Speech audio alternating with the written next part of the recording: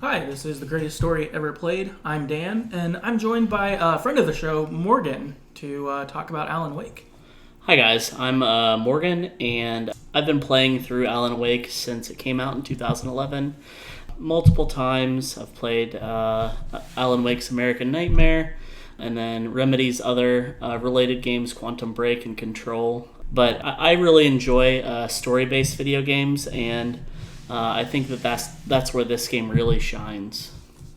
Definitely, yeah. And so Morgan, being a big Alan Wake person, felt like he would be great to be someone to go through Alan Wake together. And so that's kind of what got us here.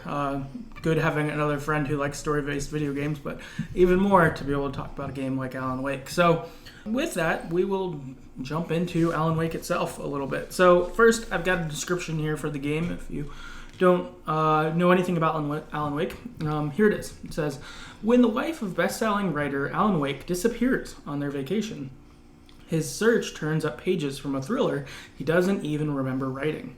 A dark presence stalks the small town of Bright Falls, pushing Wake to the brink of sanity in his fight to unravel the mystery and save his love. Presented in the style of a TV series, Alan Wake features the trademark Remedy storytelling and pulse-pounding action sequences. As players dive deeper and deeper into the mystery, they'll face overwhelming odds, plot twists, and cliffhangers. It's only by mastering the fight with light combat mechanic that they stay one step ahead of the darkness that spreads across Bright Falls.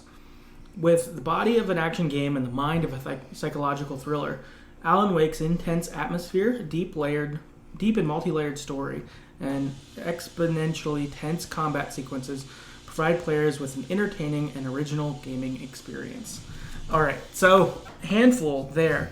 But that is Alan Wake. As mentioned in the description, this is developed by Remedy Entertainment, who are known for Control, Quantum Break, Max Payne, and of course Alan Wake. So, alright, putting you on the spot as a guy who is both into Alan Wake but also a big Remedy guy.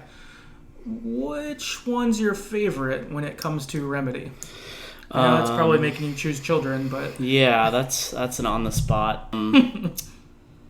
It's like trying to make me choose between like Avengers, Infinity War and Endgame. Like I kind of view them as like the same like piece of pizza that's just like one slice. Yeah. But if I really had to choose, I'd say Alan Wake's story.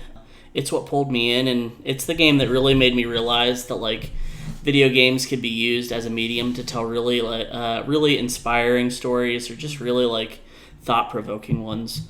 That being said, as I'm sure we'll talk about, the game had some gameplay issues, and I just really loved the smoothness of the gameplay of Control.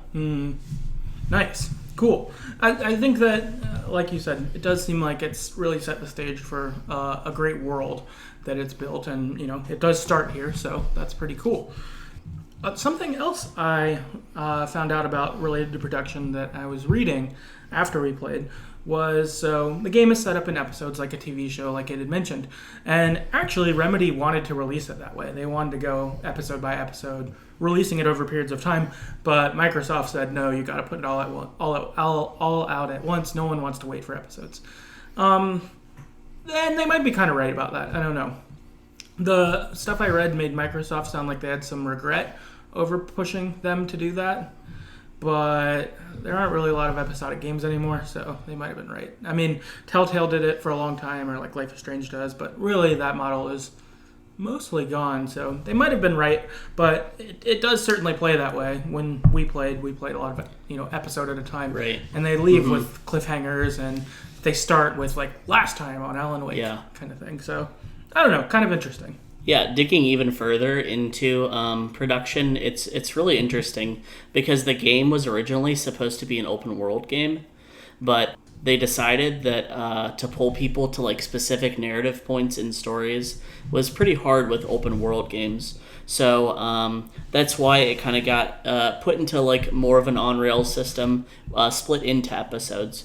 But they did manage to reuse a lot of the open world assets, like when you're running through the forests and the mountains, things like that. So it's just really interesting to see. They made that shift in about 2 months, if I recall correctly, which is Wow. pretty astounding.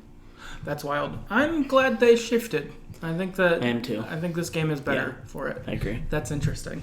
It's really hard to keep tension in open world games. Yeah, that's true, because you could just go on a rabbit trail of doing whatever that might not move the plot forward, but you're just doing that thing. And then you're like, okay, what's the thing going on? What's the main thing? Yeah, so I think that was smart, for sure. So, okay, that's a little background on the game itself. Now we're going to move into some non-spoiler thoughts. So, just some things we think about the game that may give you an idea if this is maybe for you or not, but we won't spoil any plot points or anything of that. So, safe here. So, I think one thing worth addressing is this. We played this actually before the remaster got announced.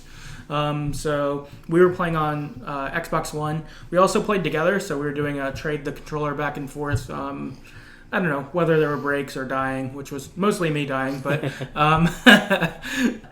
that was more or less how we played, which was fun. I haven't played a game like that in a while, so that was pretty cool to do. But yeah, this was before the remaster was announced, even when we started playing. So we don't have any thoughts as to how good or not good the remaster is. There are a couple listener feedback thoughts of people who have played the remaster, and there are some thoughts there, but unfortunately we don't have those. But the game is the same, so it's not a remake. It's just a ported for new consoles and made look a little nicer. And now on PlayStation, not only Xbox, so that's cool. What I loved about that was I felt like the game looked very good for being 10 years old. They use like mocap suits and real life actors to model their characters after, and I thought that was really cool. I felt like the environment was like pretty well fleshed out. There were only a few spots where I'm like, this really needs an update. But I felt like we were playing probably like a game from like 2013, maybe 2014, something like that. Yeah, it didn't feel super old when we played. Graphics wise. Yeah, and even, some of the gameplay things felt old for sure, but it didn't. Sometimes when you go back to old games, it can feel painful and you're like, this sucks. It didn't feel that way. Right. Or, it feels like it sucks to a new person, but to someone with nostalgia, it's fine. As someone who's never played this, it was fine playing it. Right.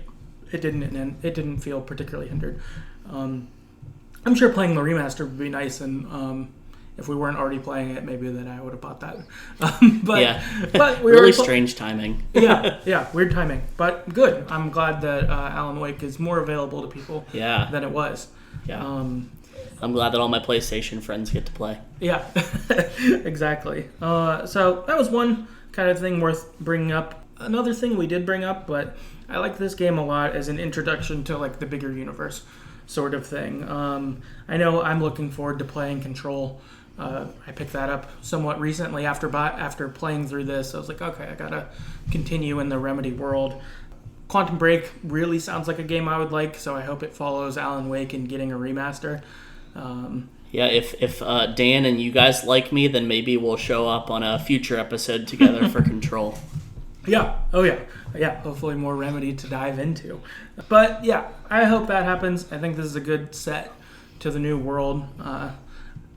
It feels in that way like, I don't know, maybe this is overstepping, but almost like, the first Star Wars that you watch or something, you're like, oh, wow, there's so much you could do in this. And that's what I feel like I've, like, walked into of, like, I don't know where that will all go. I know of Control and Quantum Break and know very vaguely about them. But it's like, okay, cool, this is a thing I get to be a part of now. And so I like that this kind of breaks that in, and I think I'm reaping the advantages of this universe has been going on for 10 plus years, and I'm just showing up and I get to enjoy it. So you get to play them all at once.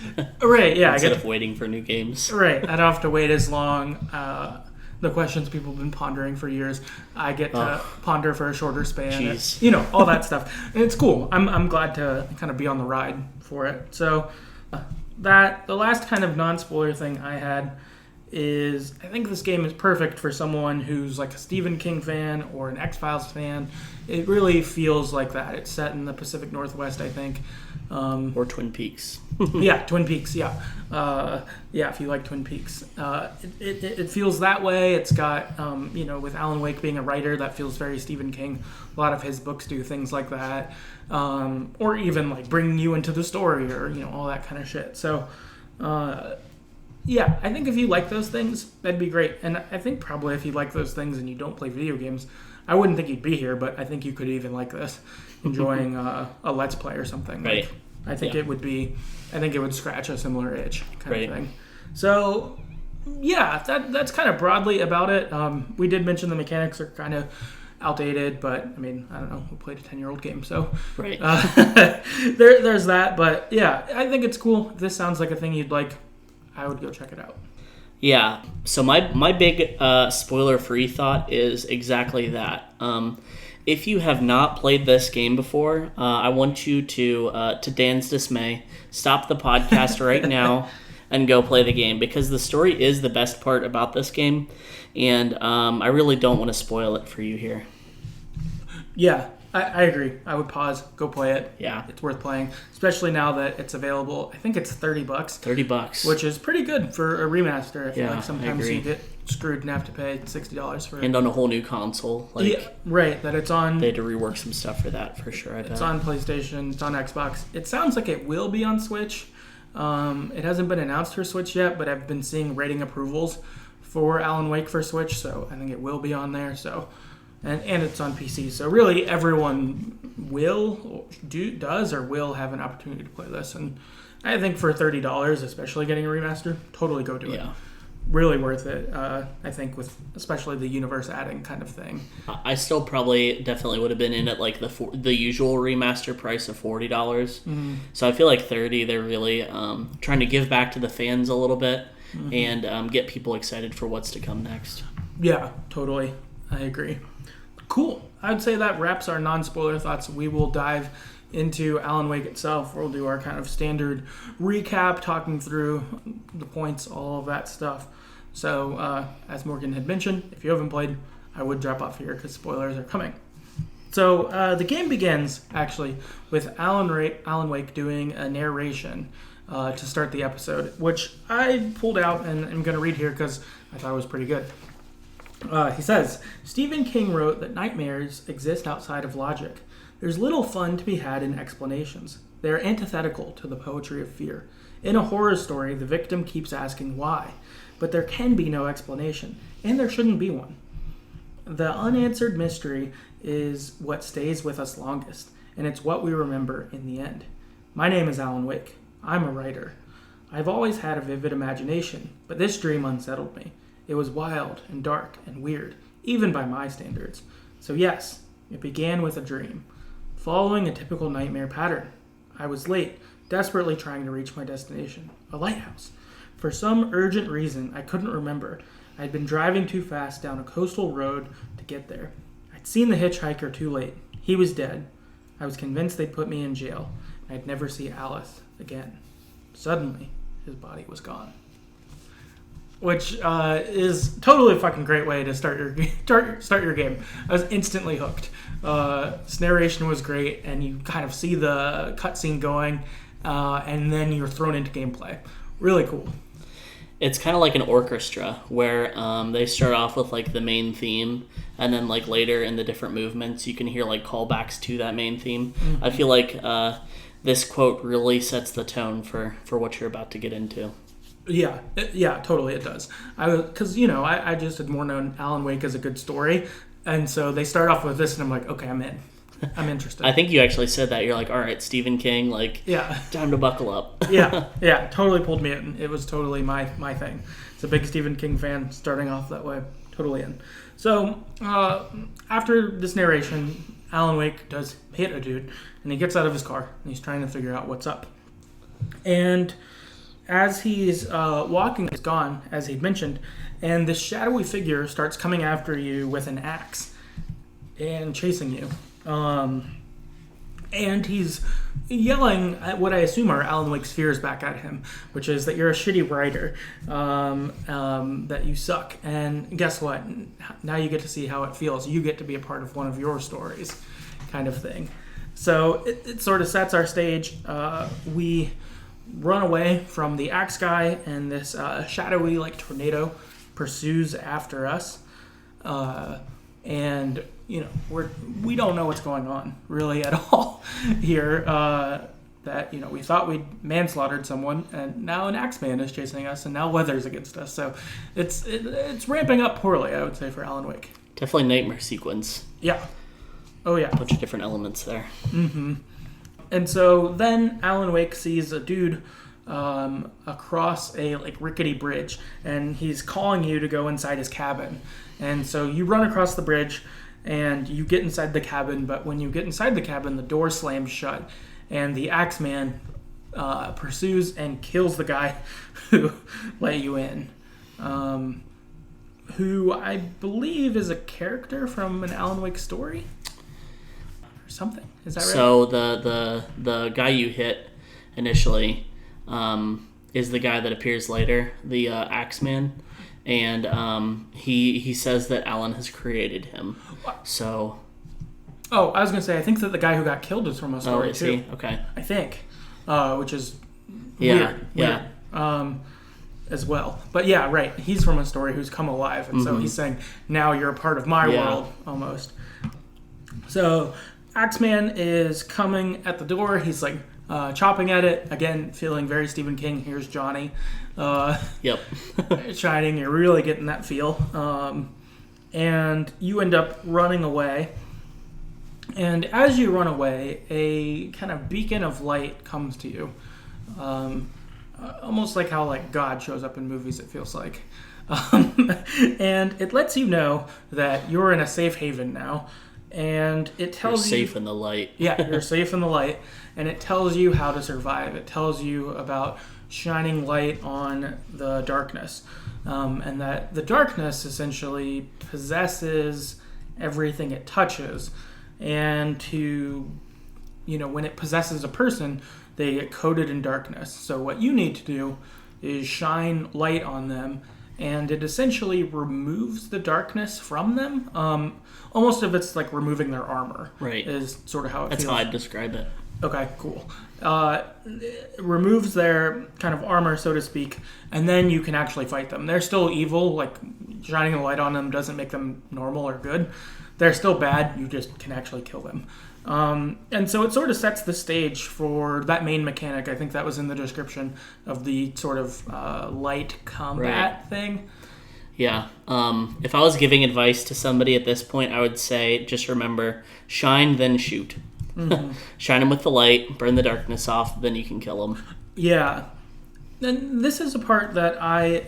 the mechanics seemed really weird at first, but I got used to it, and I think it was good and was... I think useful for the story at large. A problem I did have at times is it was hard to tell if the game's really dark, so sometimes it was hard to tell if you'd shine them all the way. It gives you sort of once you've done it, it gives you a quick flash. Yeah, you did it. But then afterwards, they still look kind of similar, and so you're like, what the hell? Is that guy... Did I shine him or not? So sometimes I definitely got killed being uncertain here. And either shooting at people who had armor or not shooting at people who were good to shoot. So, right. I think the mechanic is a good idea. I don't know. Maybe there'd be a way to make your settings make it a little more obvious or something. Right, yeah. It definitely kind of felt like one of those mechanics that they show you a quick tutorial about in a video game, and then you use it for 2 seconds and then never see it again, but then this time it's throughout the rest of the game. Right, yeah, it's actually an important mechanic. Yeah. This is a thing that you do literally the whole game. This doesn't go away. Always applies. And sometimes you have different lights you can use. Sometimes you'll end up finding straight lamps to go under where it's a safe zone, or sometimes you'll find floodlights that you can point at people, and so that acts as a souped up flashlight, or things like that. But really, all in all, it does keep the mechanic of you need to light the taken up so that their armor is essentially removed, and then you can fight them. And I think that you mentioned safe zones.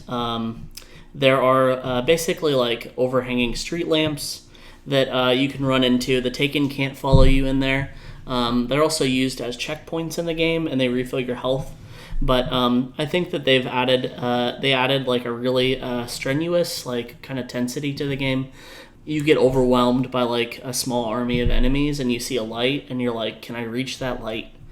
Follow the light. Like, can I get there?" Mm-hmm. Or even you're in darkness, and you get ambushed by Taken, and you have a generator. You're like, should I turn and fight, or should I try and start this generator with my back turned to the bad guys? So I think it adds like some really interesting fight or flight mechanics or just ideologies to the game. Yeah, I agree with that. There are a lot of times when you'd run up to a generator and you're just like, oh shit, like turn on. And if you fuck it up, then you die. Or you make it and you're like, the light. Yep. Yeah, I think that they use this mechanic pretty well. I would say all in all for like the story. Like it's one of those times where the story and the mechanic are really married, and I'd say it works pretty well. So okay, after this, you get your advice from God about how to fight the Taken, and you're like, okay, this is sort of where I am. This is what I'm in. And so after this, you continue on towards the lighthouse that was mentioned in the monologue. It starts with. And you run through the woods fighting Taken to get there. And once you get to the lighthouse, this is where you like wake up from your dream. Essentially, you get to the lighthouse, and I think you're trying to run up the stairs, and then it flashes forward to the reality that this was the dream kind of thing. So you pick up, Alan Wake is actually in a car with his wife waking up on a ferry. And they are on a vacation destination to Bright Falls, and that they've come here. They've been under a lot of stress. Let's get away for a while. This is what they're doing. So they're riding. They're in like a ferry boat that has a lot of other cars on it. You meet some townspeople while you're on it. You meet, I think Pat Maine is his name. Yep, the radio host. He's the radio host. You meet him. There are some other townspeople in the background who I think are of some note. I don't remember which ones offhand, but I think there are other ones. But you talk to Pat Maine for a minute. He's the local radio host, and he recognizes who you are. And you're like, hey, could you like not tell people I'm here? And he's cool about it. Yeah. And seems like a cool guy. This was actually one of the scenes that made me actually like really appreciate the graphics, but also the attention to detail they put into the game. Just as you're pulling closer and closer to Bright Falls, you can see like the Oh Deer Diner and like the preparations for the Deer Fest, and just like I felt like they put a lot of care into the atmosphere and the characters. So that's one of the things that like helped continue to draw me into the game. Yeah, no, totally. Also, while you're on the ferry, you get a call from Barry, who's Alan's agent. And he says that I can come up there and intervene if the locals are annoying. You're my guy, Alan Wake. And he also is like, hey, have you like not had writer's block anymore? Is that maybe what you're doing here? And Alan Wake kind of brushes him off and is like, all right, whatever. See ya, dude. And so I think they have sort of a complicated relationship because they are business partners or whatever, but they're also friends. So I think that those lines get blurred, sort of thing. But this gives us that info, though, that Alan Wake has had writer's block before this. That he's kind of struggling coming up with the next book. I think also, I guess this doesn't come up here, but so he's had a series he's written for a long time, and he just finished it, right? And so now he's trying to come up with a new thing. Right. It's Alex Casey, the FBI agent, and what is it? He was writing basically how Casey is going to die, if I remember correctly. Yeah. Kind of like Misery, Stephen King. Yeah. Yeah. So he's trying to get rid of. He's ready to kill off his character who's been in a series where he's done multiple books before this. And he wants to wrap that up to be able to start a new thing. basically, and he's sort of stuck on how do I end this story, kind of thing. So from here, we get off the ferry and we split up. Alice, Alan's wife, goes in the car to go get gas and drops Alan off at the diner to pick up keys for the cabin that they're staying in. And at the at the diner, the waitress named Rose is a huge Alan Wake fan, and there's actually a poster of Alan Wake inside the diner. Like she's a super fan and has that at her workplace. She's like, I'm putting this up. I love Alan Wake, and she's kind of starstruck by seeing Alan Wake, and he's kind of like, what's up? He doesn't really want that attention, but he's there. He asks for Carl Stuckey, who is the guy who's supposed to have the keys to his cabin, and Rose says, oh, I think he's in the restroom. He's out back. You could go find him there. And this already sets up the vibe. We'd already had it a little before this, like you'd said, but small town vibe. I mean, there's probably a couple hundred people that live here. They all know each other, and there's probably routines as to how everything goes all the time. Right. You'd almost have the vibe of, oh, Carl has breakfast there every day, or like, that sort of shit. That's sort of the feel this town gives. So on the way back to try to get his keys from Stuckey, he meets an older woman named Cynthia Weaver who warns him about the darkness. And she's like, stay out of the darkness. And he's like, all right, that's fucking weird. Obsessively like fixing light bulbs, right? Mm-hmm. Yeah, it's bizarre. And he's like, all right, that was weird. And kind of continues. He gets then to the back room, and he can't find Stuckey. He's not there, but another woman shows up who's in kind of all black, has a veil on. Like a mourner's outfit, kind of. Yeah, like what you'd wear to a in the funeral. old day, yeah. Yeah, and she says, oh, Stuckey's ill. He's not available, but he did give me the keys and some directions to give to you. Here you go. And Alan Wake's like, all right, that was bizarre. But he heads out and gets to the car, jumps in with Alice. As they drive away, Stuckey runs out of the diner and is like, you've forgotten the key. So I think very horror movie feel of that, like urban legends, like there's someone in the trunk. Yeah. But they think it's sort of like that. So you're like, ooh, all right, what's happening? So you head to your cabin that you think you've rented. Yeah. At a place called Diver's Isle. And what this is it's a kind of small island that's you have to go across a footbridge to get to. So super secluded, off in its sort of own spot. And you get there and you start unpacking, and the power is out. And this introduces you to the turning on the generator mechanic. And you need to do this because Alice has a real strong phobia of the dark. Like mortifying kind of thing. Like it's really upsetting for her. And so Alan gets the light on. He uses the generator. Cool. We're good. They're inside kind of unpacking, getting ready. And Alice says, I have a surprise for you, Alan. And he's like, okay, cool. And it's a typewriter.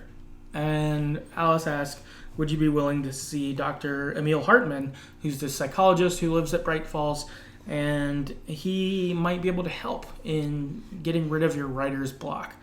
Not the best, I would say. Alan Wake is mad and runs off. And yeah. I could kind of see that. I feel like if I thought I was going into a vacation, and then it was, hey, tricked into let's fix your problems. Yeah, let's fix your problems and like make you better at your job, kind of thing. Not great. I think I would feel not awesome about that. Yeah, I agree. Alan gets angry though and storms off. This also kind of introduces a trait about Alan, which is that he's kind of an angry guy. I would say. I think he's one who gets mad about things and storms off like this. Just like the Oh Dear Diner. Yeah, Oh Dear Diner too, right? Just seems like, okay, he's kind of a complicated guy, I guess is what you'd get. So Alan Wake goes to storm off to, I don't know, clear his head, sort of thing. While he's outside, though, the lights go off, and he hears Alice scream. And he hears her scream in a way that suggests even more urgency, not just that her phobia is triggered and that's bad. It sounds even more dangerous than that. Like something's up there with her. Yeah, right. So Alan runs back towards the house. You get introduced to another bad guy type, which are these crows that they come and attack you. It's like a swarm of crows. It feels like the birds from Hitchcock. Yep. And so you have to shine them with a flashlight, and that makes them go away. That burns them up, essentially. Alan Wake does that. He then makes it inside the house. He gets up to the top floor where Alice was, and you see that the railing to the outside porch is broken, and you hear a splash. So you were just too late. Alice is gone. And so Alan jumps into the lake after her. And then he wakes up. And he wakes up behind the wheel of a wrecked car. And he doesn't know how he got there, but he kind of recognizes Alice is in trouble. And I think this really puts forward the, okay, what the fuck is real? Like, we've seen a couple different weird scenes. We saw the hitchhiker Axeman thing. We woke up on the ferry, we had this happen, and then now we woke up in a car crash. So, right. You know the tension is real, you know bad things have happened, but there's also an uncertainty as to, okay, which things are the real things. Right, you feel very disoriented, which him losing his memory and being in a car crash gets a head wound. You're like, am I playing through like a concussion vision, or like, is this something supernatural, or what's going on? Yeah. Totally something else. So Alan Wake, though, continues on foot towards a gas station, since his car is wrecked. Yeah, he sees a light in the distance. Mm-hmm. He's like, I can get a phone there. Yep. And as he's walking, he finds a page of a manuscript on the ground, and it's from a novel he hasn't finished. And the page on it describes the story of the hero getting chased by an axe murderer, like the game began with. And this introduces a new thing, I guess, that happens through the game, which is Alan Wake finds pieces of this story kind of scattered throughout each level, and some of them are current and they have to do with something that's going on right now. Maybe it's something that happens later in that level. Sometimes it's about things that happened earlier. So, if you find page 10, that already happened. But if you find page 200, you're like, oh, that hasn't happened yet, but right, it's soon. It feels soon. Yeah. One thing I really liked about it was you should definitely read these as you pick them up. Mm-hmm. But one thing that I really liked about it was it kind of gave perspectives of characters that you wouldn't necessarily get from playing through the game. So it's kind of like reading the book version of a movie. You get to like hear their inner thoughts and like see things from their perspectives, things like that. So it just adds a really in-depth narration to the game overall too. Yeah, it's cool because you'll read about like a character that you'll find a page about a character that you'll meet later, and you'll be like, oh, this person, blah blah blah blah blah. So it's interesting. It's a cool way to add more lore for sure. And I think too, it definitely adds a sense of dread at some points. Yeah, sometimes you hear about a bad thing happening. You read about an ominous thing, and you're like, I don't remember that, and you're like, fuck, it's coming up. It's gonna happen to me. Yep, exactly. After this, Alan is continuing towards this gas station, and he gets chased by a taken version of Stucky. So Stucky is gone, who we were supposed to rent from. He's a taken now, and you end up fighting him in a lumberyard, I think is where that happens. Okay. And in this lumberyard, you have to kind of navigate through it, and also more taken show up. Something, I guess actually you'd probably have good thoughts on this. So the taken seem to exist. There's a lot of them, and they don't seem to all necessarily be townspeople in this town of, 300 people. It seems like it's people throughout all time. Would that be accurate? Why don't we get into that later? Okay. Yeah. Cool. We'll talk about that later. But also, I'm going to kind of tell on Dan here a little bit. So we took a break between Alan diving in the lake after Alice, and then waking up and going to fight Stucky. And I asked Dan, I said, what do you think is going on here? Like, what's your grasp on the game so far? He's like, well, I think that Stucky's the main bad guy. That's funny. Yeah. That's awesome. I don't even remember that, so that's great. That's funny. They play with who the bad guy is pretty well in this game. Yeah, I agree. Because there's a couple fake outs. Yeah, they give you some misnomers. Mm-hmm. Yeah. Which are good. Yeah, so he is a very limited misnomer. He dies here. Immediately. Yeah, you kill him right away. When Alan fights his way across the lumberyard, he fights a lot of Taken, but he also fights the Taken Stucky. I think this introduces you right as your first boss, mini boss battle, yeah, essentially. Because what the game does is they'll have a mini boss that is slightly it's stronger than regular enemies you'll see down the line, but then it'll introduce them as regular enemies. And Stucky's special ability was he would move really quick. Yeah, that's good. I didn't write this down, but yeah, there are different kinds of Taken. So at the beginning, you kind of have your standard henchmen, right? Where it's they have an axe, right, or a different melee weapon. Right. I think there's one that shoots something that's not a gun at you that's slow. Is that right? He throws axes at you. That's right. He throws hatchets, Uh-huh. smaller. Yeah, that's right. Those get introduced, and then as you go, it's there's one with a chainsaw. There's one that moves fast. Mm-hmm. There's a couple other more souped up versions, kind of thing. But yeah, you're right. Then it kind of becomes the standard.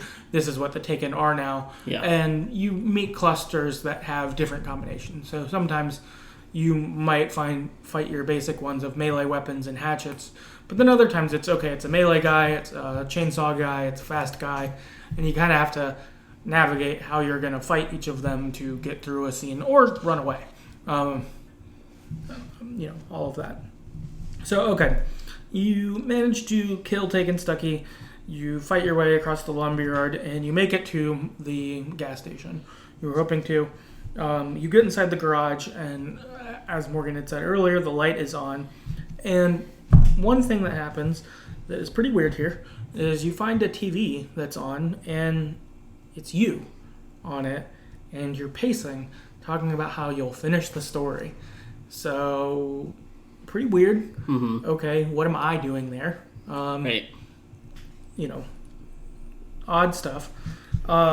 Then Alan is able to find a phone inside this gas station, and he calls the police. He's like, a lot of weird stuff's going on. Someone come get me, basically. Right. So Sarah Breaker shows up. She's the sheriff of Bright Falls, and picks Alan up, and Alan kind of recounts what has happened to him. I was with my wife when she got kidnapped, and we were at this cabin, and blah, blah, blah. And, I ran through the forest, and I don't think he plays all of his cards, but he plays most of them, kind of thing. He's pretty honest with her. And she says, I don't know how to tell you this, but Diver's Isle isn't there anymore. And she tells you that it was a volcano that actually sank in the 70s. So where you're describing you went isn't a place you could have gone because it's not there anymore. And she's like, I'll show you. It's on the way to the station, actually. And so on your drive back, she takes you there, and where you said you were is not there. There's no bridge. There's no island. Nothing. So Alan, of course, is feeling fucked up because, all right, this is weird. Where's my wife? Right. And that's the first of a couple just kind of setup scenes that I feel like they kind of mimic horror movies in the ways where you'll have periods of non-activity where like the ghost is nowhere to be found, the demon's not out. But they're usually like the daytime scenes where you can kind of like catch your breath a little bit and like kind of readjust. So you'll have these like usually like kind of plot heavy or like where you can find a little more about the world, and then after that you kind of get back into the action. Yeah, totally. That sort of. But I thought it resembled a horror movie really well there. Yeah, no, that's a great call. So from here we get a flashback to New York City 3 years earlier at Alan Wake's apartment with his wife Alice, and it's during a snowstorm. And this storm is raging enough so that the power goes out where they live. And Alice, of course, having this phobia of dark, is super upset. And so Alan goes around, he lights some candles, and then he gives her this little object called the clicker. And he tells her this story about how he used it as a child. That I think his mom or grandpa, someone like that, someone significant to him, gave him this clicker when he was a child, when he was scared of the dark, and said, hey, if you have this with you, this will actually keep you safe. It's, this special object. And so he hands it to her and is like, this served me well for a long time, but I want you to have it. Which, pro move by Alan Wake. Super, super kind, and, good husband move. Yeah. So, well done, Alan Wake. Introduces the clicker. Alice has it. And I think that she even takes it as I don't quite believe you, but I recognize what you're doing is cool, and maybe it does work kind of feel. So you're here with me, like we can get through this together. Yeah, totally. You then come back to the present. Alan Wake is at the police station getting seen by a doctor. As we said earlier, that car accident, he has this wound on his head. This is a concussion dream. And the sheriff, she believes the story. Like, she cares enough about his story, believes it enough that, like, his wife is missing. And isn't, like, I don't know what the diver aisle business is, but, like, I do believe something bad happened and all that. So let's try and find her. Yeah. Alan, on the other side, kind of realizes there's some holes in his story, but he knows what he knows, kind of thing. And so he's kind of a little more guarded at this point. Of not that the police don't want to help me, but I don't know if they can based on some of the things I've experienced that don't appear to be here right now, kind of thing. So Alan Wake then gets a phone call from a guy who says that he has Alice. I've got her. And you can hear Alice in the background, I think, as well. Yep. And he's like, I've got her. If you want to see her, like, you got to do exactly what I say. Typical kidnapper, come alone. Yeah. Don't bring the police. Mm-hmm. That kind of thing. Yeah. And he says, to let you know that I'm serious, go outside behind the police station. I have something for you. And so Alan Wake goes outside, and he ends up finding a box outside of the station in kind of the backyard that has Alice's driver's license in it. So, okay, this dude really has Alice. I should negotiate with this guy in a real way, I guess. Alan Wake then goes back inside the police station, and Dr. Hartman shows up and tries to talk to you, but Alan Wake punches him in the face instead. Good, because when I first met the guy, I was like, I want to do the same thing. So I felt really heard and vilified by that. So. Yeah, he's a bit of a jerk. So Alan Wake punches him. Barry shows up, and so then Barry and Alan leave for a cabin. It's kind of like, oh, you're not holding Alan, no? Okay, cool, we're leaving. So Barry kind of shows up in the like, oh, I'm vouching for him. I've got him. Blah blah blah, kind of way. Also, when he shows up, I thought it was possible that it was Joe Pesci, because he feels like Joe Pesci from Home Alone. The character kind of looks like him. He even talks like him. I was like, does Joe Pesci do video games? He doesn't. You looked up the character. Yeah, I looked it up to find out, because it really felt like it. And I still thought about it that way, even though it wasn't true. The rest of the time I played, but so I don't know about you, but like my first impression of Barry was like kind of like a bumbling Karen. Mm-hmm. Yeah. He's like, I'm gonna sue you, and you'll hear from our lawyers, and all that. Yeah, that's totally who he is. For sure. So from here, Alan and Barry go to this cabin to kind of figure things out. And Alan tells Barry about everything. Barry, though, is similarly skeptical, like the police.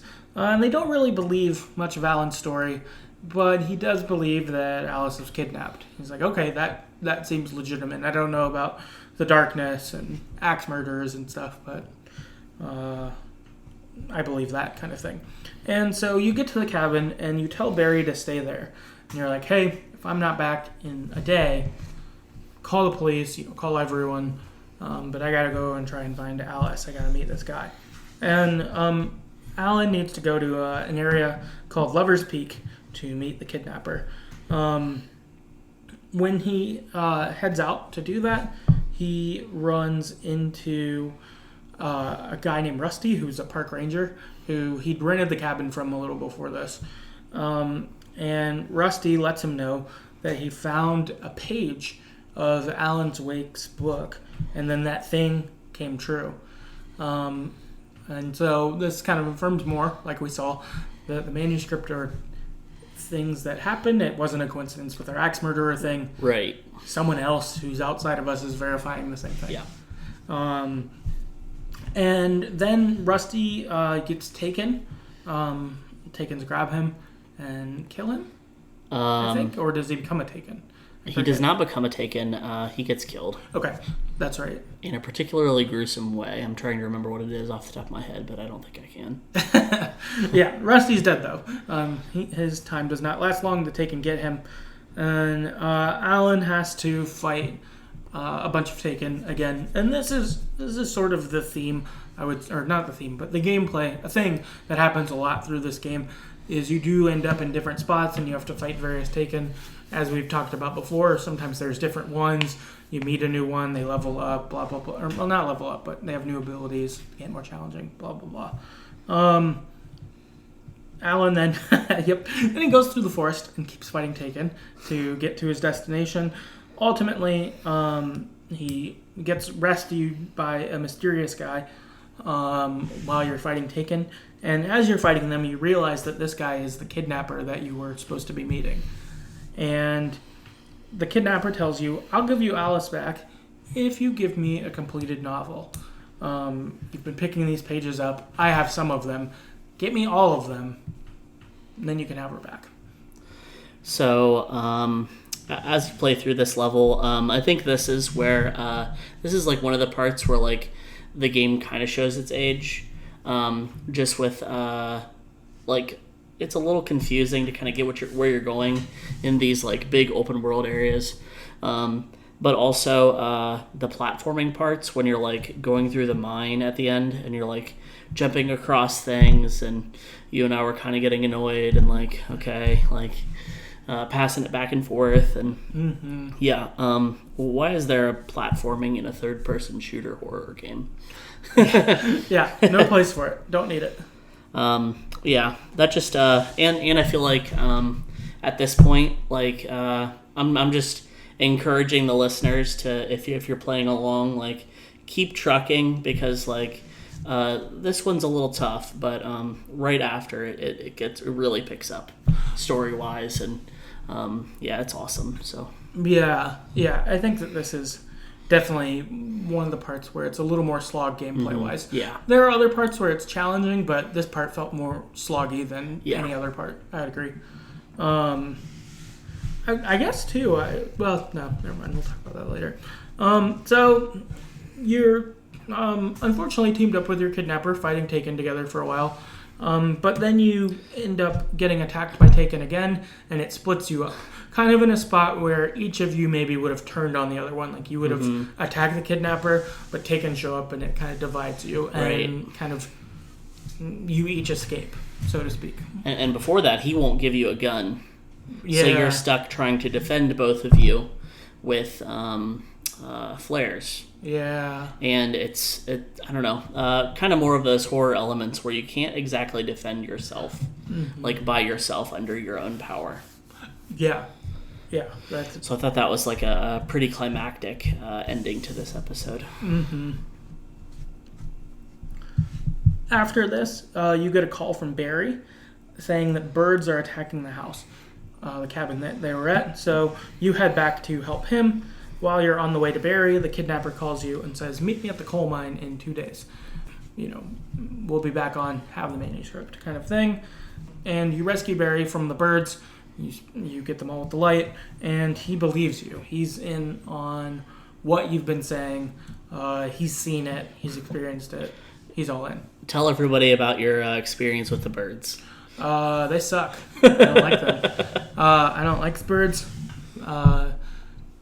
Even as I got used to the flashlight mechanic, it was definitely easier with people than with birds. Right. And as time goes too, at first it's like a flock of birds, and as the game goes on, you're like 8 flocks of birds, and you're like, get the fuck out of here. I don't want to do this. But you've got to admit, there's nothing more satisfying than killing an entire flock of birds with one shot of the flare gun. That is nice. They go off like fireworks. Yeah, that is true. They do give you the satisfying of they all incinerate. Yeah, incinerate like fireworks of like the crickle kind of thing, and they're gone. That is nice. I agree. So after this, Barry gets a call from Rose saying that she actually has the manuscript of the novel. She has the whole thing. And so Alan and Barry head off there because maybe we can trade this then for Alice. We don't have to find them all, kind of thing. And also from this, you see that Rose is possessed by the darkness. When you kind of hang up the phone and have set it up, you have the woman from before, who's in all black, is there with her, and there's sort of a dark aura around her. And you're like, oh no, the boys are headed into a trap. And that's where your episode kind of ends, right? And that's where it's very much like a TV show, where it shows you what's going on over there, but Alan necessarily doesn't. They don't know that they're walking into a trap, right? But you do as the player. Yeah, it's great. It's good. I feel like this, it was fun how we played it and it worked. But I feel like if it would have came out episodes this way live, I could see people freaking out. Yeah. If it was a week between episodes or a month or. If they would have released it that way, I feel like people are like, oh, what the fuck? Yeah. What are they walking into? They did it in a cool way, for sure. And it has been optioned for a movie or TV series. So I don't know which. We'll see. But I feel like a lot of these elements can make for they can adapt it pretty much straight to media. Oh yeah, this should. I feel like a movie wouldn't be good enough. They need more time. Right. I feel like even if it was a mini series, if it was 8 episodes or 5 episodes or something, I would watch this. I think this would transfer really well to TV. Okay, so Alan and Barry then head to the trailer park to get the manuscript from Rose. And while you're there, you get a call from the sheriff saying that Agent Nightingale from the FBI is looking for you. So this introduces another kind of new antagonist. You don't meet them yet, but when you meet them, you very much so meet them. Yeah. And so you head to Rose's house, though, and you're like, all right, whatever, I'll deal with the FBI later. I got to get this manuscript. And at Rose's, she offers you and Barry some tea or coffee, and it's drugged, and you are both passed out inside her house. Super out. Alan waking up, and you try to wake Barry up, and he actually is so out he doesn't even get up. And so you're like, all right, well, I got to keep going. So Alan Wake continues, and he heads to Barry's car to. I think at this point he has that manuscript from Alice, so he's trying to make that exchange. On the way to Barry's car, though, Agent Nightingale and the police show up and try to arrest you. And this introduces Agent Nightingale's quip he does, which is he just calls you different authors. So he's like, hey, stop right there, James Joyce, or whatever. And he does quips like that every time you see him and talk to him throughout the rest of the game, which is pretty fun. Like, oh, you think you're telling a scary story, Stephen King? Yeah. Or, oh, you think this is an Odyssey you're going on, Homer? Like that kind of shit. That's who Agent Nightingale is. He's an asshole who just makes literary jokes at Alan Wake every time he sees him. Which is awesome. But you fuck off and run away. You're like, nope, you can't arrest me. I'm a writer. Yeah. You didn't know this about me, but I'm a runner. Yeah, Alan Wake books, though. And you're able to escape because the darkness sets in on the police and the FBI as you're running away. And so you get kind of this cool scenery of kind of chaos around you as you're trying to get the hell out. That's a great scene. You're running, like, you see some cops, they, like, something, like, comes out of nowhere and, like, swallows them. Mm-hmm. Like, you just hear, like, how did a writer take out a squad of our guys? And you're like, oh, man, this darkness isn't playing around. Yeah. It's just, like, a really cool, like, you don't even have a gun or equipment, but you're just, like, running through the woods, like, trying to escape.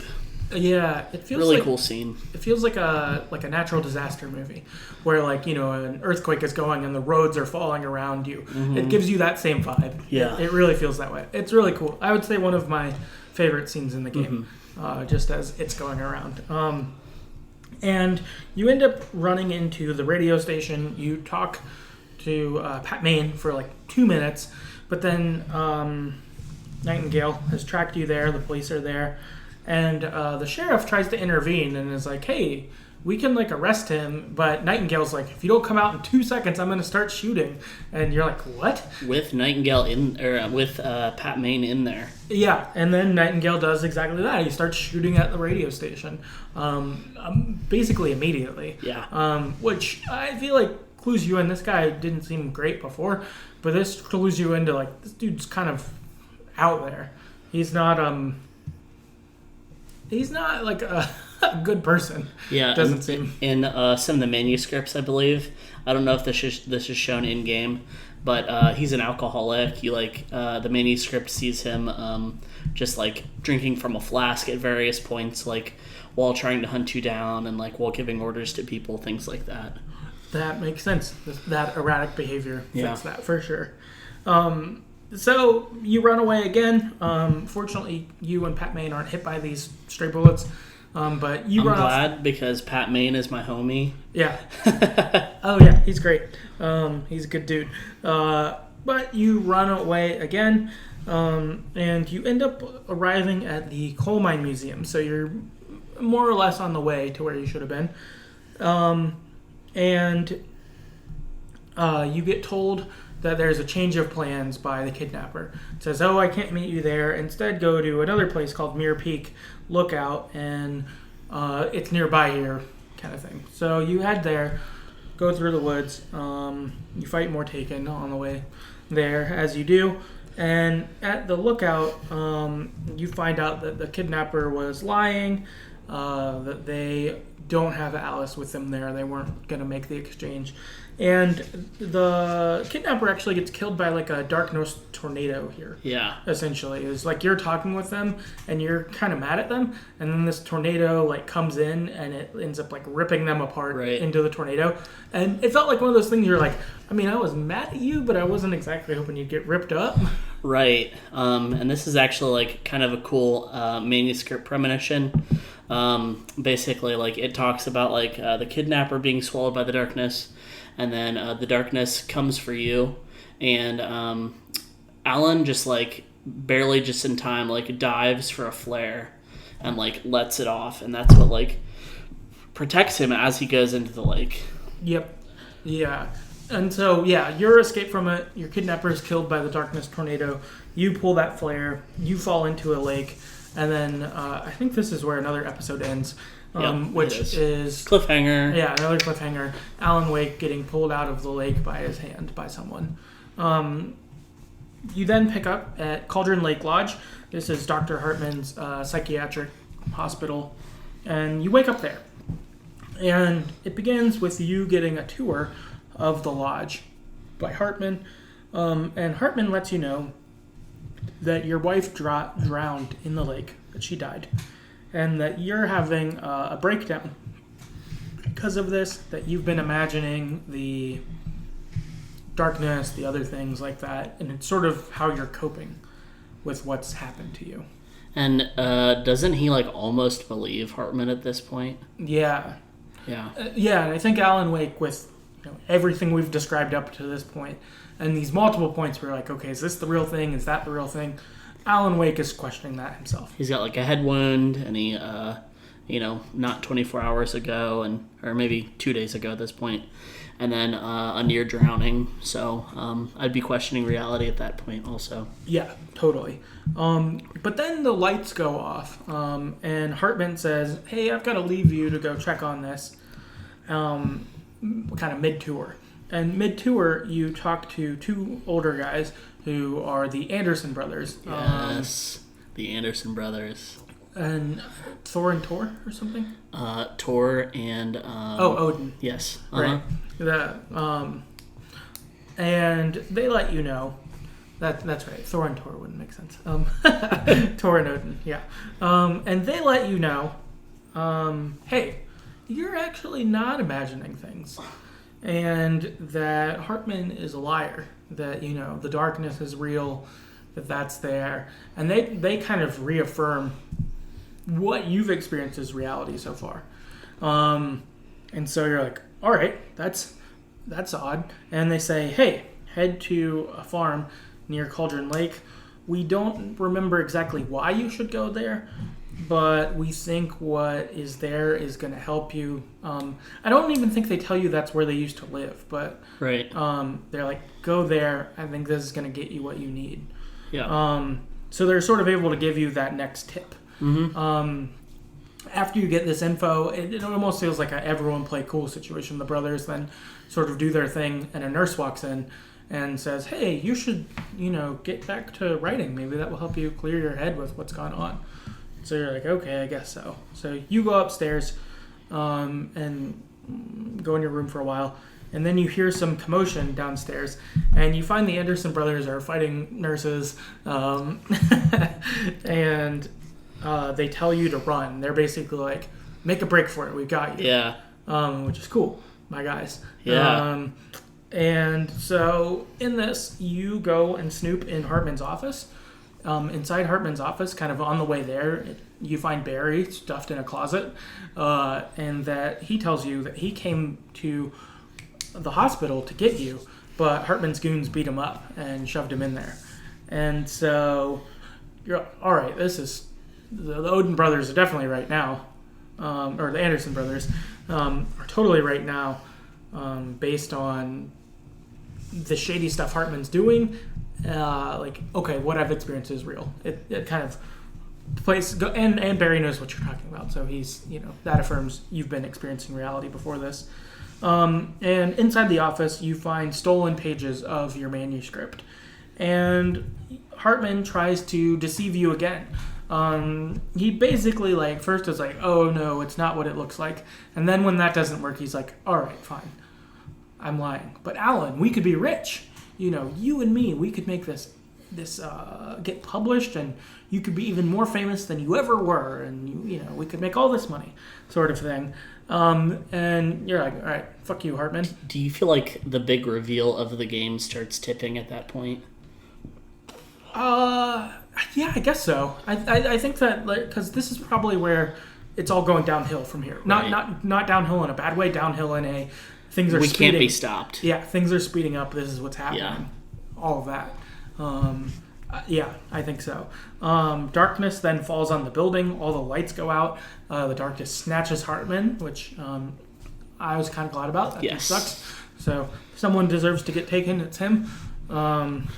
And you and Barry run away. As you run away, you have a lot of chaos escaping the farm or escaping the hospital for sure. There are certain areas you can't get through. Things are getting thrown at you.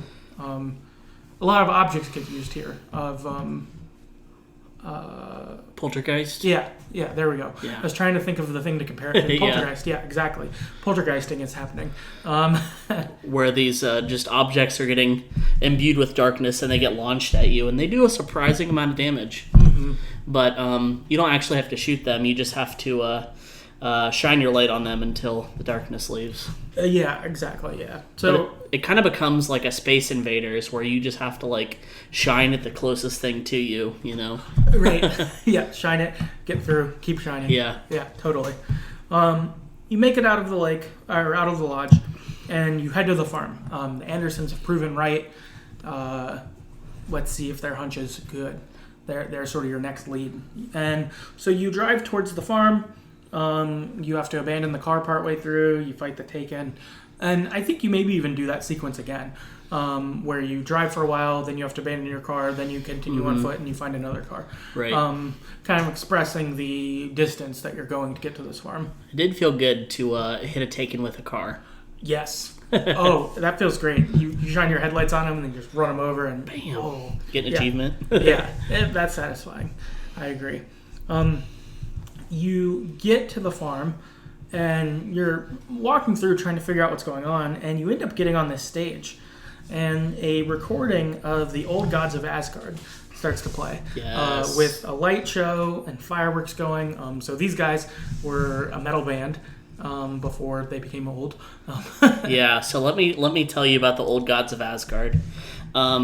They are like a Norse mythology band that they say that while they play, they embody the Norse gods Thor and Odin. Mm-hmm. And a really cool thing that Remedy did with this game is they enlisted this real life band called Poets of the Fall to write several songs for this game. And the first of which plays here. It's called Children of the Elder God. And by listening to it, it also like kind of tips you into like the lore of the game and like what's happening here. So yeah, super cool. Yeah. So this big rush of Taken comes, and Barry's like, let me see if these lights still work, like, because, you know, they're big, heavy metal dudes. They've probably got, like, pyrotechnics or fireworks. Mm-hmm. Turns out that they do have it, and then this Children of the Elder God starts playing, and it's just this big, awesome, like, rock scene where you're fighting these hordes of Taken and, like, setting off fireworks, and just, like, a really gratifying, like, action payoff. Oh, yeah. Kind of reminded me of the scene in Left 4 Dead 2 where you fight a horde of zombies on a rock stage. But I think this one came first. Ooh, nice. Yeah. This was really cool. I think this was probably my favorite moment in the game itself. It's just pretty cool. It feels big. It is big. I think it's probably the biggest... Maybe not. I think it might be the biggest fight of Taken that you have quantity-wise. Like, you might face harder ones at different points, but this one's just such I think you're right. It's such a moment. And it's really cool. Mm-hmm. You know, you got the Old Gods of Asgard playing, all of that. It's really cool. Awesome set piece. I feel like if you were talking about set pieces in games that are cool, I think this one is one that would be worthy in a mention of, like, a list of the best set pieces in games. Agreed. This was very cool. Also, those songs are on Spotify and Apple Music and YouTube. So search for the band Old Gods of Asgard, or maybe even Poets of the Fall. And you'll be able to hear the song that they played here called Children of the Elder God. Okay, cool. So that plays, you end up ultimately beating this giant horde. You win. And you have to go inside the farm. And inside, you find another Old Gods of Asgard song.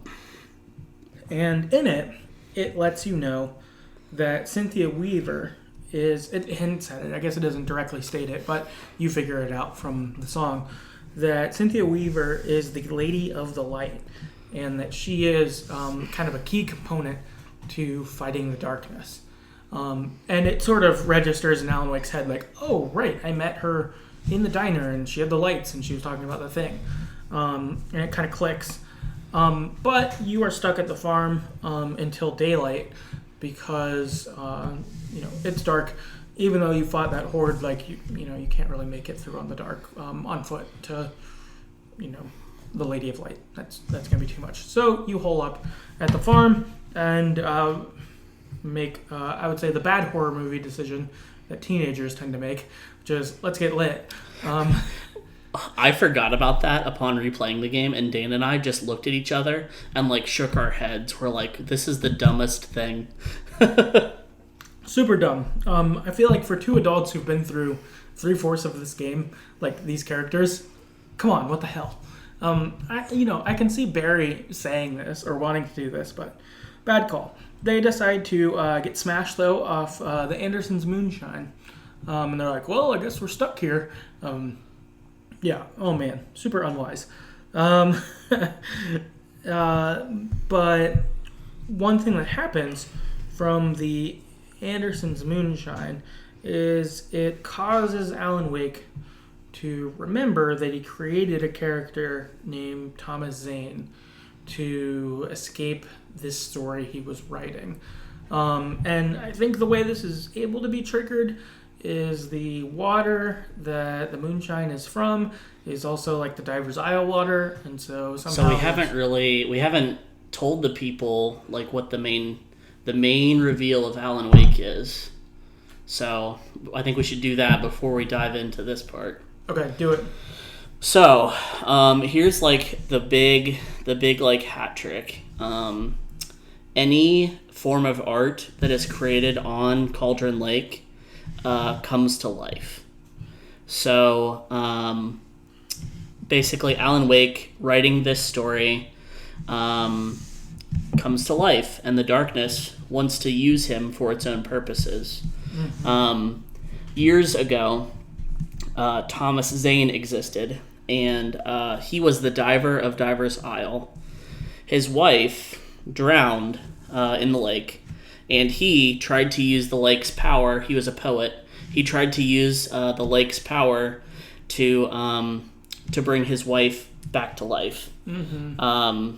And then that is actually encaptured in the song "The Poet and the Muse" by the Old Gods of Asgard, and that's the song that you find on the record player in the Andersons' house that leads you to find Cynthia. Mm-hmm. So here we have the Odin brothers writing about Thomas Zane, who wrote presumably about Alan Wake. We'll get into that later, but it leads you to wonder who set this in motion. But go ahead. You were just talking about Alan writing Zane into the story. Yeah, no, that's good. So Alan, kind of from the moonshine memory, realizes he wrote Zane into the story because I think basically, as you described, he uses the art from before to connect to his art as sort of a escape clause, in a sense. Right. Okay, I'm going to use Thomas Zane as my kind of get out of jail free card. Right. In this moment. As a plot device, kind of. Right. So as even early flashbacks indicate, that we've kind of glossed over because they didn't really make sense until now. Mm-hmm. Alan is talking about like how the story needs balance, how like certain plot devices need to like be worked, how he needs to like stay true to the story. Yep. And at this point, it's revealed this episode is just like the plot dump, like where it's just like the curtain's pulled down and you see the man behind the curtain.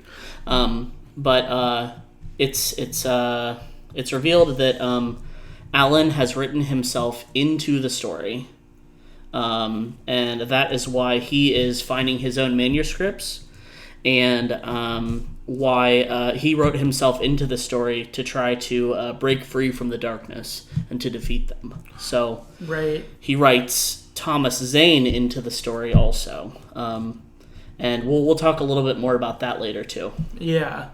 And that within that being, so it's sort of a weird thing of that, like, you've written this story and you're part of it, and kind of the blurred lines that go through there. And he doesn't know what happens next, too. He wipes his own memory. Right. So you, Alan Wake, experiencing this, don't know what comes next. If you find out what comes next, it's that you found a page and it told you something that's coming, but you don't know about it. So as the player, you're experiencing this the same way Alan Wake is himself.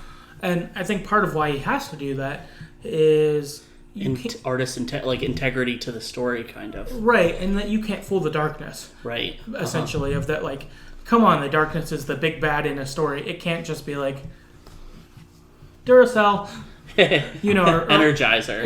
Yeah, whatever, like that kind of thing. You can't just put a battery in it. Yeah, you can't just kind of wah this story. And so Alan Wake has to live and play it out as it goes, just like we do. Right. And he mentions that it has to be real danger to him. Yeah. And he has to have a chance of failure in the story.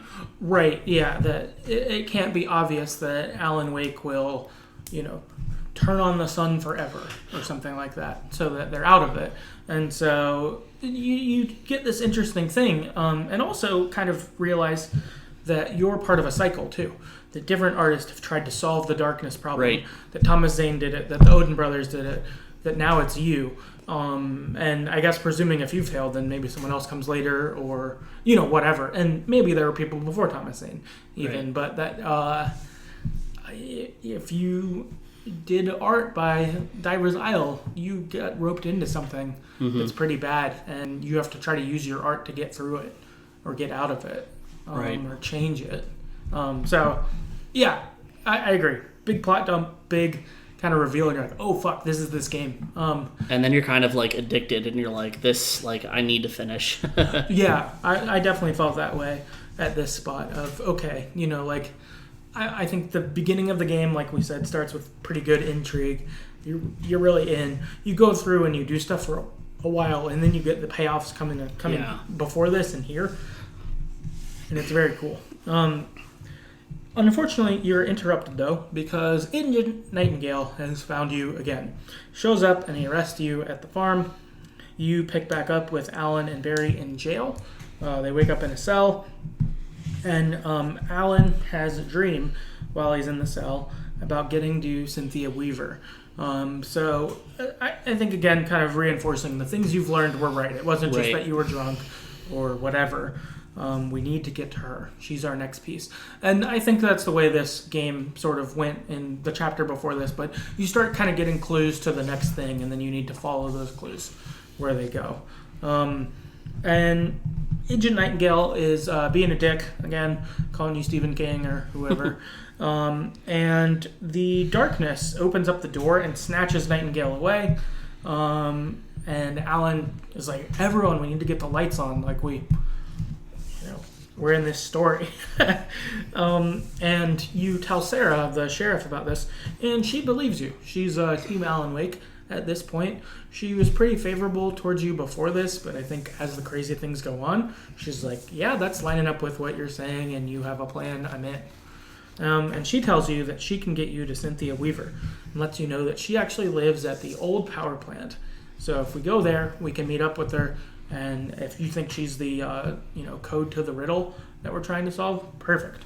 So she tells Barry to stay behind and warn the townspeople, calling them on the phone, calling Sarah's dad, calling Pat Maine, says to use the codename Nightcrawler or Night Springs. Yep. Which is essentially the Twilight Zone show for this game, which is cool. You can watch them around. We haven't really talked about it here. We probably will at the end. I would say is maybe a better spot since we're in kind of heaviness, but Night Springs is cool. But Night Springs is kind of the code. I think that her dad, Pat Maine, other people, I think, have that feel. Some of the people in the town are, Bright Falls is kind of weird, and, we're sort of, not conspiracy theorists, but always on the lookout sort of deal. So that's Barry's job. Alan and Sarah, though, need to go to Town Hall, because they've got to get the keys to the helicopter to be able to take the helicopter up to get to the power plant. So on the way, you got to fight a bunch of Taken. You do that. After a while of fighting Taken, Barry joins you after you get the keys, and the three of you get to the helicopter and head off. So cool, on your way. You head towards the power plant, and on the way to the power plant, a bunch of crows attack the helicopter. Alan Wake falls out of the helicopter, and he has to continue on foot.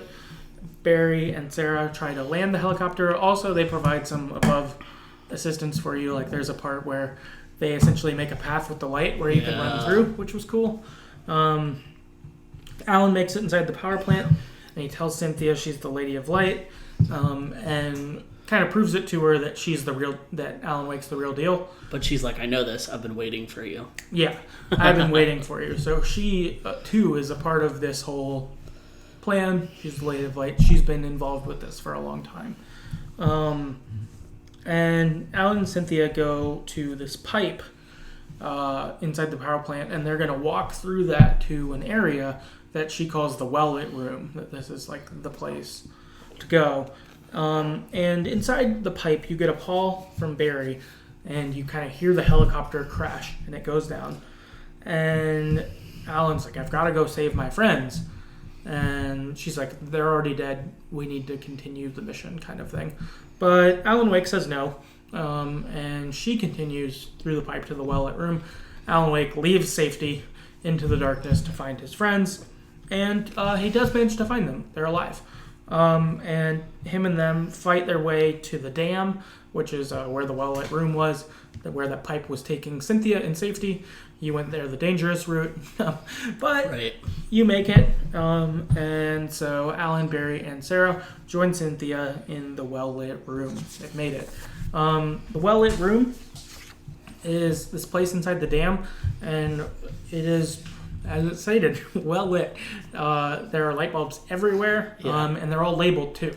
They, light bulb 88 and blah blah blah. They're all over. She's got a schedule for changing them. This is the safe haven. It's not connected. It seems to the power grid. It's its own thing. Mm-hmm. There seems to be a backup. All of this stuff. Essentially, that no matter how bad the darkness gets, this area should be safe because of all the preparations that she's done. And so you get to the well-lit room and you game plan what's next. And Alan says, I'm going to go alone to Cauldron Lake. And I need to fight the darkness there once and for all. I need to end this for everyone. And so he heads to the lake. There's a pipe, I think, from the dam. Actually, before that, he gets the clicker. Ooh,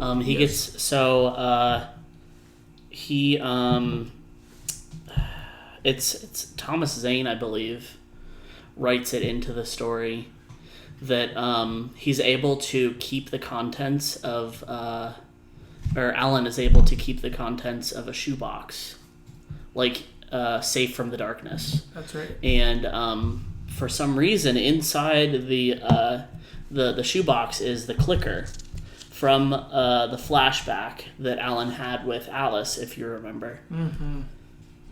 Right. So Thomas Zane, his coming into the story is that he has this box that the darkness can't see, and then Alan Wake is able to get it because Thomas Zane's there.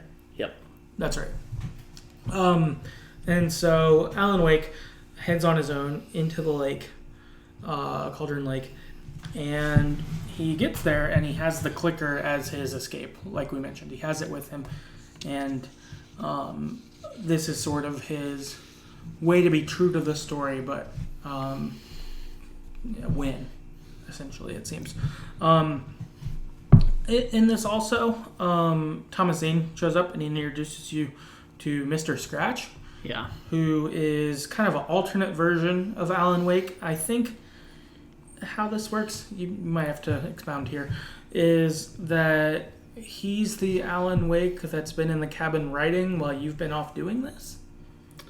Or something? Is that he gets released as a result of so I mentioned earlier that Alan says that his story needs a balance, and so what Thomas Zane did was when he tried to write his wife Barbara back to life, she came back, but she came back with the darkness possessing her.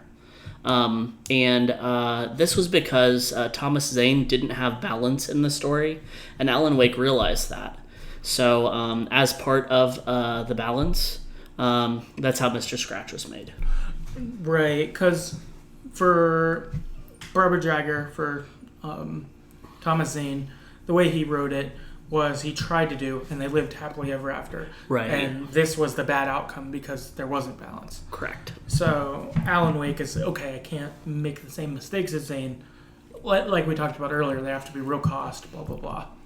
Right. So that kind of brings Mr. Scratch in that he gets the bad shit happening to him, so our Alan Wake can be okay?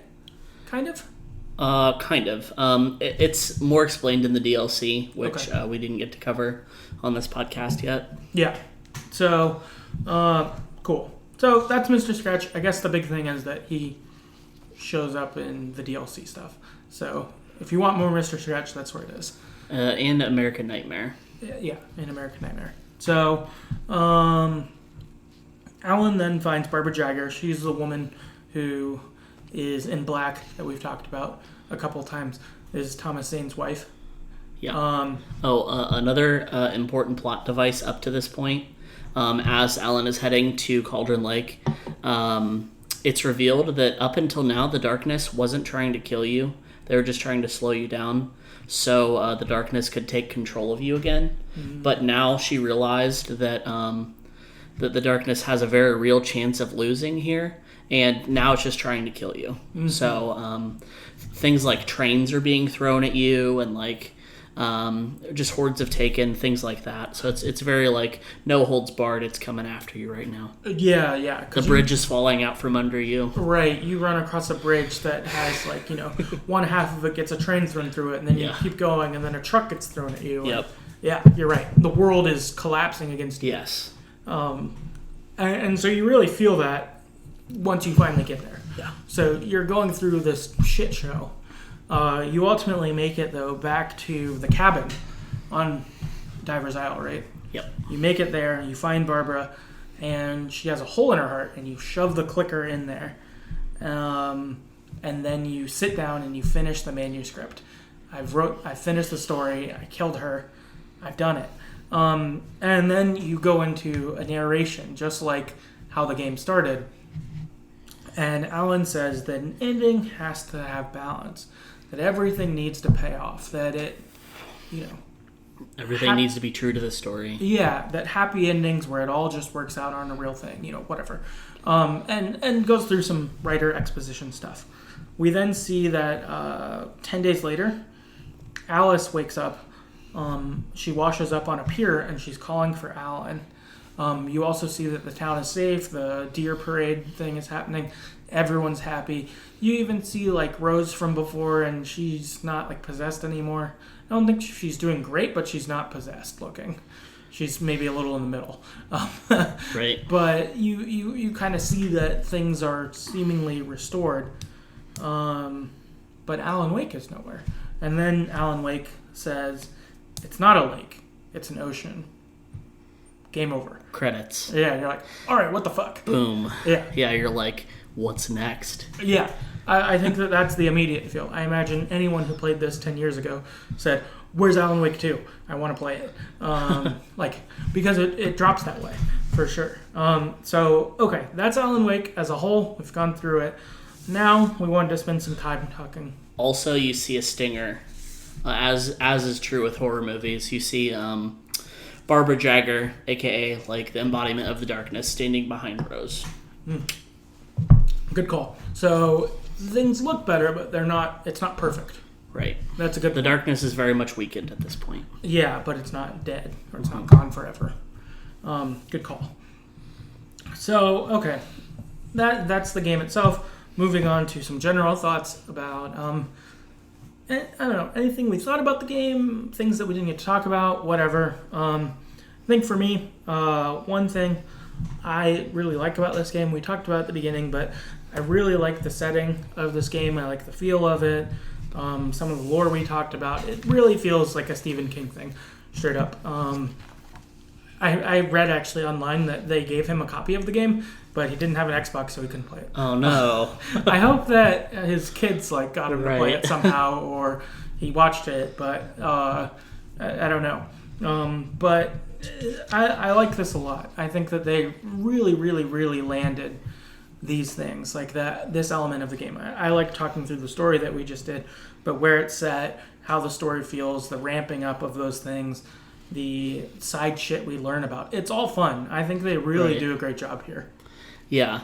I agree. And I don't know. I was just even, like, as we were just talking, thinking about that Stephen King quote from the beginning about, like, how the best stories, like, don't have answers. Mm-hmm. And I think, like, just kind of ruminating on that over the last 10 years of, like, what's next, Alan Wake. Like, it's a lake, or it's not a lake, it's an ocean. Like, that's kind of the unanswered question of, like, where do we go from here? Like, what's next for Alan Wake? Yeah. It's good, and that you're not. It's really great. I think with some lore things, I guess we mentioned one that we didn't talk about, but much was Night Springs. That was pretty cool. So Night Springs is their Twilight Zone TV show. Yeah. You can watch episodes kind of on random TVs as you go. I think that you see, I don't know, 5 or 8 or something like that as you travel. And they're live action, right? They are. They're live action. So that's something that's kind of interesting in this game, is that it's not an animated TV show. Instead, you get to watch a live action one. So that's kind of an interesting wrinkle, I guess. I don't know if I've seen that in a game before. Remedy kind of continues that trend with Quantum Break and then later Control. They have several live action elements in their games. That's cool. Yeah. And then also, with Pat Main being radio host, you can hear him on the radio throughout doing his radio show. And so sometimes it's like there's like one where a guy calls in and he talks about his friend attacking him. Yeah. And you realize that his friend turned into a Taken. Yeah. And that friend who attacked him was one of the characters that you passed by earlier, like in the jail cells. Mm-hmm. So the radio like does a really good job of like lets you know what's going on, like on the like periphery of Alan Wake, like the effects that he has on the world around him. Because you hear him talk about Nightingale. Mm-hmm. Pat Main wishes you good luck. He's like, they didn't catch you, keep going. Yeah. It's cool. So I really like Pat Main as like an atmospheric exposition and backdrop to this story. Mm-hmm. And I think he was one of the most well done parts of this game. Yeah, I thought he was great. I think they did a really good job with those things like that, like Pat Main, like Night Springs, like the manuscripts, like they. I think that for like if you just blitzed this game and you never stopped and did anything, I think you could still like the game. Right. But I think these other things just add more to it. You're missing a lot of the charm. Yeah, and even the enjoyment of, like, I think when Nightingale gets taken, he talks about how he read a stupid page where he got taken, and then he does. And it's like, yeah, fuck you. I wrote that in. But, you know, there's a lot in here that's great. And I'm sure that there are people who dived deeper than I did, and I know that you've certainly dove deeper than I have before. I think that's pretty cool about this game. And, you know, some games, they have that stuff around and you're like, wow, whatever. Right. But I think this one does really earn it, and the time you spend in it is worthwhile. I love, too, that so as they're kind of building this Remedy verse, they kind of like really strengthen the web of interconnectivity between the games. I won't get into too much detail. I will give some very extremely minor spoilers from Control. They're the level of like manuscript pickups. Mm-hmm. But some of their manuscripts reference the Odin brothers, for instance, fighting their original fight against the darkness. And I think that you can learn a little bit more about that in the Children of the Elder Gods song, about how they fought against the darkness and caused this big like electrical storm in Bright Springs that like canceled Deerfest and brought this big flood. But I think that they like, you know, wrote that into the song and sung it, and then it happened. I think that's pretty incredible. But several other characters are continued to be fleshed out, like the sheriff. her father had something kind of similar happen to him, or he just had like periphery knowledge of the supernatural because of things revealed in Control, and that's why the sheriff lady was really adaptable to helping you. She like kind of picked up pretty quick that like what you're spitting out was legit. So I definitely encourage you listeners to pick up on Control next. Quantum Break has some references and some tie-ins, and it's also a great game. Consider playing that and then Control. Sorry, go ahead. No, I was going to say that I think that makes sense with what you said too, of why she has that phone list. I'm going to call Pat Maine and say Night Springs. I'm going to call my dad and say Night Springs, because again, this world, they've built it. Word. Yeah, they've built it, and I mean that's so great. I think it's like I don't know, similar to like a good anthology series like Fargo or something like that. That each one is different seasons, different parts of crime around that world. One, I think, is the main character in season 1. Her dad is the main character in season 2, and it's a flashback, or that kind of stuff. And it seems like Remedy very much so has made a universe in that same manner, which is really cool. A fun part about Night Springs is Alan was a writer for a few of the episodes. Oh, cool. Just a fun little Easter egg there. That's great. I love that. I feel like this is one of those games that or one of these series, I guess, really, is that the fun, like, you could play all the games and enjoy them, but I imagine that just going down Wikipedia rabbit trails or, like, finding books or, whatever, you could just really enjoy so much about this world. And you're like, oh, whoa, this person was peripherally involved somewhere else somehow, blah, blah, blah, like... which is cool, because not that you don't ever see this in games, but it's uncommon. These games make collectible hunting actually enjoyable. Yeah. Because you get to learn more about the world. That's true. It's not just collecting to get an achievement or to collect, but yeah, your world becomes fuller. That's cool. This is good. Oh, no. Go. So another thing I wanted to talk about, just kind of briefly, we've kind of sprinkled it in thus far, but there's a big fan base theory on basically who created who. Did Thomas Zane write in Alan Wake to exist? And did the Odin brothers write Thomas Zane into existence with their song The Poet and the Muse? I'll leave that up to you. There's a really interesting whiteboard in Quantum Break that has a bunch of chicken or the egg kind of questions, and it might be in time travel movies how one thing created the other, but only because of the time loop. I'm not saying this is a time loop, but but that kind of thing where it's the chicken or the egg. So interesting. I think I'm really excited as more lore kind of gets released, as the fan base continues to dig into these games, theories are even more fleshed out, and I think people are really onto something. I think that they're going down the right track, so it'll be really interesting to see where the story takes us in that regards. No, that's good. I guess all right, here's my I guess I'll share my theory. I'd like to hear yours. Sure. If you can give one without going too far into Elsewhere. Other shit. Spoiling other games. But my theory of how I kind of interpreted it so far, at least, is that they're all real people, but that there's almost that other people can be drawn into the net, so to speak. So Thomas Zane was the first one. He was real. He kind of got encapsulated in the darkness, and it sort of became this black hole thing. The Odin brothers, for some reason, end up moving here, and because they went by Cauldron Lake, they get sort of pulled into that, and they become part of the game. And then that happens for Alan Wake as well. Now, why it calls those specific artists and shit like that, right. I don't know. What would choose them versus another one?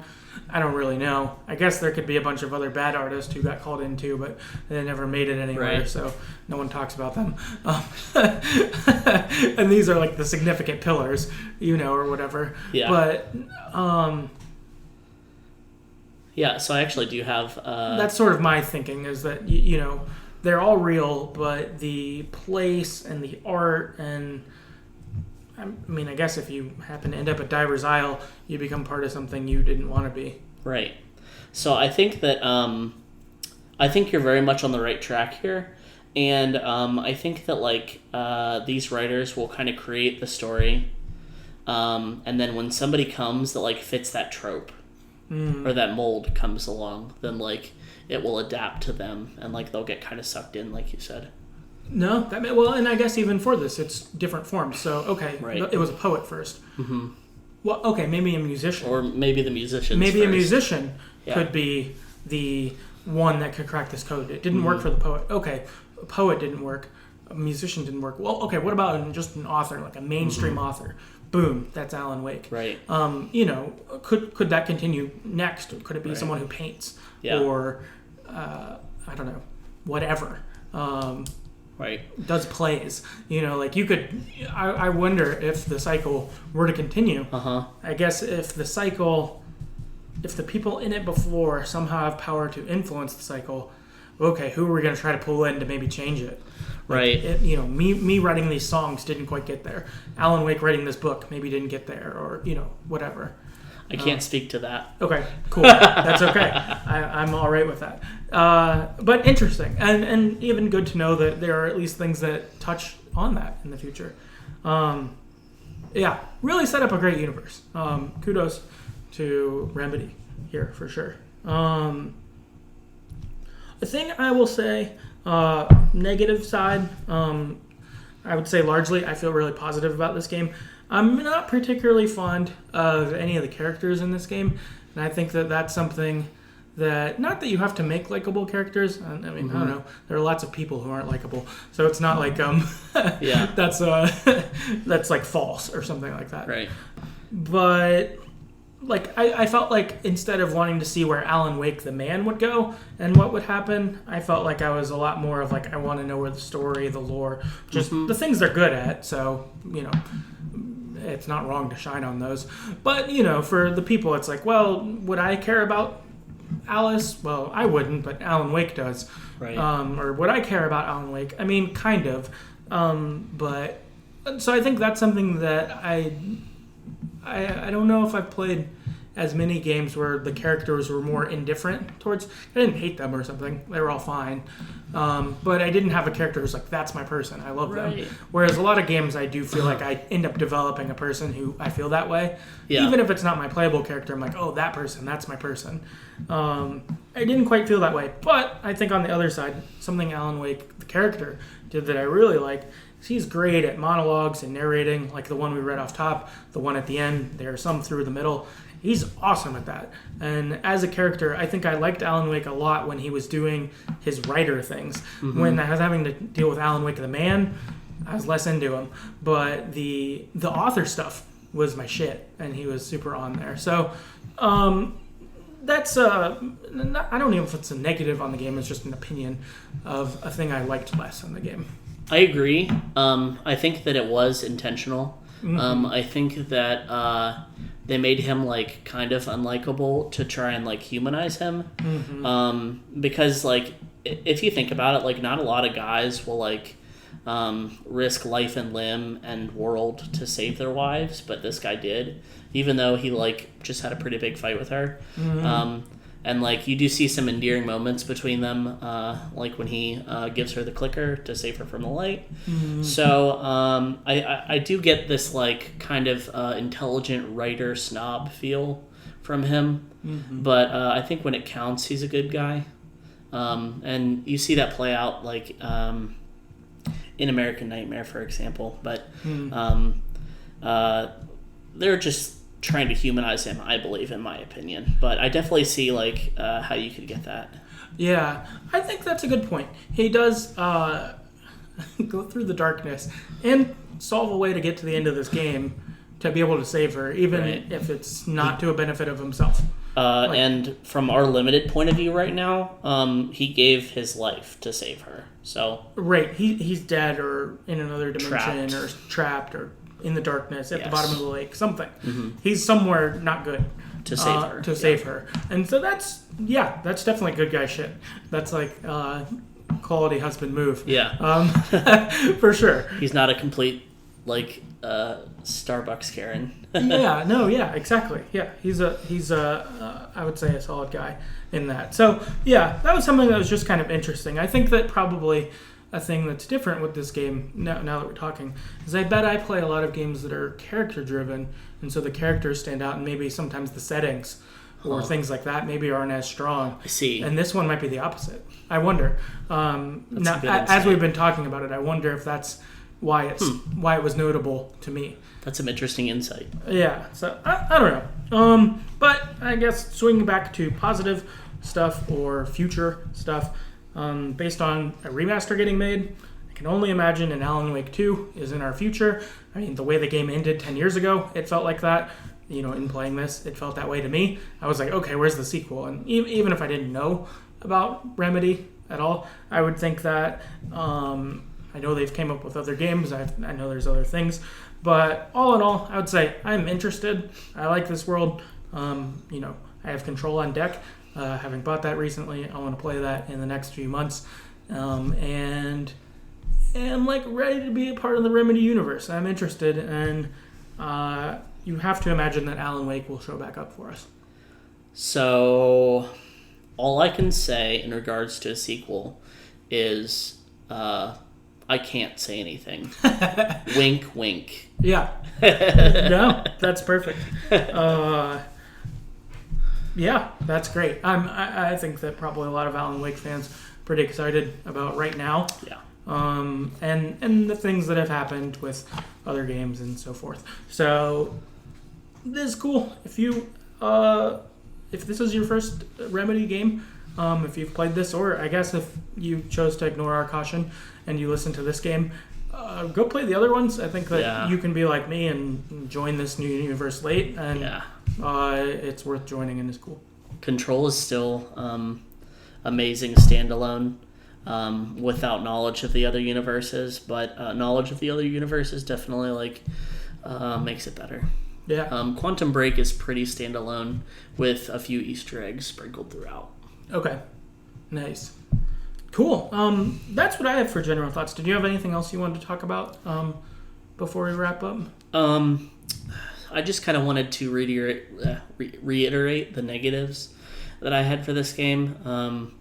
I felt like the field of vision was kind of clunky at times, especially just randomly getting slashed by a Taken.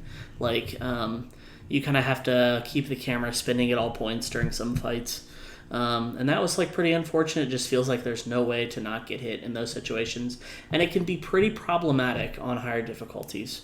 Also, I felt like the gunplay was pretty decent. But like you said, it's difficult to see sometimes when they have no darkness left in them and you can just pop them, and sometimes you just can't tell that they do. Other than that, the platforming instances, I remember specifically during the mine when we were hopping from the different lifts and died a couple times, but then it was even worse during the bridge scene at the end, where we both died multiple times and we're getting pretty frustrated. And those felt like moments where you just shouldn't be dying, where the game's not actually hard, it's just clunky. And that's when you hate to die, is when it's clunky but not hard. So those are times where the game definitely felt dated, and times where hearing about the remaster that had come out, but was about to come out when we were thinking about this, I wish for a remake instead of a remaster to fix some of those just pitfalls, so to speak. Yeah. Other than that, I really love this game, and I really hoped that you heeded our call and played it and then listened to us. Mm-hmm. Yeah, that's a good point about the camera thing. I remember that, and those could be sort of annoying because you could die in fights that you wouldn't normally die in because of it, or even for the the bridge scene being clunky or those things. It's I feel like when you die a lot in those, to me at least, it goes to, which maybe other people who like games wouldn't say this, but is just make this a cutscene. If I'm gonna die a bunch in this, and it doesn't actually matter, I'd rather just watch it. Like, I still will get the same emotional adrenaline from it because I'm getting to the thing that I'm actually doing. If this isn't supposed to be hard, but it is, right. Instead of being more engaged in the story, it takes me out. And that's unfortunate. It takes you like what feels like a high adrenaline movie to like this video game that I have to get from point A to B. Right. Yeah, which is not great. But yeah, cool. No, that's great. Let's wrap up with a little bit of listener feedback. We had some people write in, so I can take the first one. Sure. From Justin on Twitter, who says it was really fun to revisit. Okay, so they've played the remaster, it sounds like. The visual improvements were a huge boost. As a big Stephen King fan, this always ranked really high for me. So that's cool. Another big Stephen King fan. And that's good to hear that some of these visual improvements made the game better in the remaster. One thing that I'm kind of sad about the remaster is they took out all of the goofy product placement. Like in the original 360 game, you can find like Energizer batteries everywhere, but now they're just batteries. Interesting. Just a small weird side point. That's funny. Oh, and Chris on Twitter says it's a classic from Remedy that deserves a sequel. So like, what's really cool about this game? It kind of has a cult following, just like classic movies like Rocky Horror Picture Show or like The Boondock Saints or Tremors. It has a really strong fan base that's like, every single post Remedy makes on Facebook, people are like, Alan Wake 2? And I don't think I mentioned this earlier, but Remedy has been trying to make an Alan Wake sequel for years, but each time they like developed this idea that like would have been Alan Wake 2, it kind of turned into its own IP. So like they were trying to like think through that with like Quantum Break and then I believe Control, but then they just turned into their own unique and wonderful stories. But it seems like Remedy is gearing up to release an Alan Wake 2 at some point. Yeah, no, that's cool. And good that they tried. I think that you should... It seems like that respect for the art, I guess, so to speak, of like, we're trying to make this game, but then it became a different thing, so we're going to run with that other thing. Right. I think that's pretty admirable and good, and I think is a good sign of like a good studio or a good company or a good writer, like those kinds of things, as opposed to... Kind of like Alan Wake, like himself. Yeah. They're like true to their art. Yeah, which is good because, could you have made more money making Alan Wake 2 than Quantum Break? Probably. But that's not where it led them. So they were like, okay, we'll follow the universe down this trail instead. And now they found themselves where they have a big universe. And now I think that if Alan Wake 2 coming into center stage will probably give them both the money and the universe being bigger that they've built on it. And that's pretty cool. Yeah. And expanding it to PlayStation. Right. That it's outside of just Xbox. That's one of my biggest keys that they're going to make a sequel is they're expanding it to a whole new player base to let them experience part 1 first. Right. Yeah. I think so too. I wouldn't be surprised if we end up getting some announcement trailer and we're all just like, oh fuck. Yeah. Hell yeah. Tomorrow Heart on Twitter said, I think Alan Wake is a really cool experience and idea, but it is the game that made me realize I think the addition of combat makes almost every single horror game worse. It sucking is the biggest part I remember after all of these years. I think that's an interesting thought with horror games being worse with combat, and I think that's a fair take. I played Soma somewhat recently, and that game you don't have combat, and I think that there is something about that does make that better in some ways. It's scary because you can't do anything, versus this one you had to action game your way through it some. But would it have been scarier if you couldn't fight the Taken and there were only a few through the game? It might have been. Yeah, that's the real question here. And I think like because of the combat gimmick, that threw a bunch of people. Mm-hmm. people kind of just needed to get used to it and like kind of go from there. Yeah.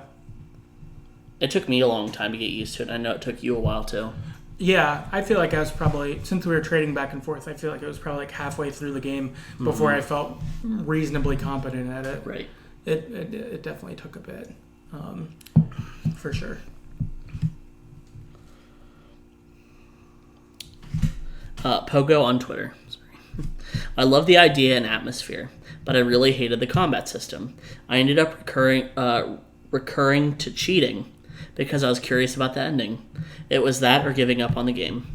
I'm really interested to know how they ended up cheating. Like, I'm not really sure how that's possible. Like, did they just view it as putting it on the easiest mode and like playing through that way, or I'm kind of curious because I didn't know there were cheats for this game. Yeah, maybe they looked at walkthroughs or something. Something like that, yeah. I could see that. But Pogo, I do applaud your dedication to finishing it, and I hope that the payoff was worth it. Yeah, totally. I think too, that would be something, I think, with the combat being less enjoyable, if they did make a mode that was like nerfed it a bit and made it. Yeah, like they did with Control. Okay, yeah. So I wonder if that's something they must have found to be beneficial by the time Control came. Of people really like our stories, and there's some people who don't want to go through this gameplay or aren't good enough, or whatever their reason being, and they want to make it easier. Which I know that there were times when we played this that I would have appreciated something like that, because there were definitely times where I'd struggle on parts that weren't probably especially hard, and I just wasn't good at them. And so I feel that. I feel Pogo, but I think that, as Morgan said, it is cool that you finished it, and I hope it was rewarding for you. Yeah. Getting to the end. Do you remember that section where we were like going across the electric plant or something, and we were in this like little tiny like hangar, and you turn on the radio and the song War by Poets of the Fall starts playing, and then you just get like ganged up on. Okay, yeah. And like, I think that was the only time I died when I had the controller in combat. Yeah, when I died in combat. That was rough. Like, we passed it back and forth multiple. Didn't you end up finishing that one, or was it me? I don't remember. There was one I finished that you didn't, where I got lucky. Yeah. And it happened to work out. But yeah, so it's not my favorite. There are definitely other games I played where I enjoy fighting more. That's how Control felt for me. Like, it's a very, very hard game. And I consider myself a very competent gamer. I'm not, elite gamer or whatever, but I'm pretty good at single player, like action games, shooter games, things like that. And Control felt like really satisfying to beat finally, like when you finally beat that boss or whatever. So, but I think that kind of differs with like your target demographic with like the video games you're putting out. Like, do you want gamers that like really want to challenge, or do you want ones that like prefer story modes, things like that? And I know a lot of games these days are really gearing towards having a story mode option, where combat is just like pretty easy and it's more geared towards like exploration and narrative. I'm thinking of like Red Dead Redemption or Horizon Zero Dawn that either make it a little easier on you, or like lets you skip entire missions that are too rough for you, like Red Dead. So, right.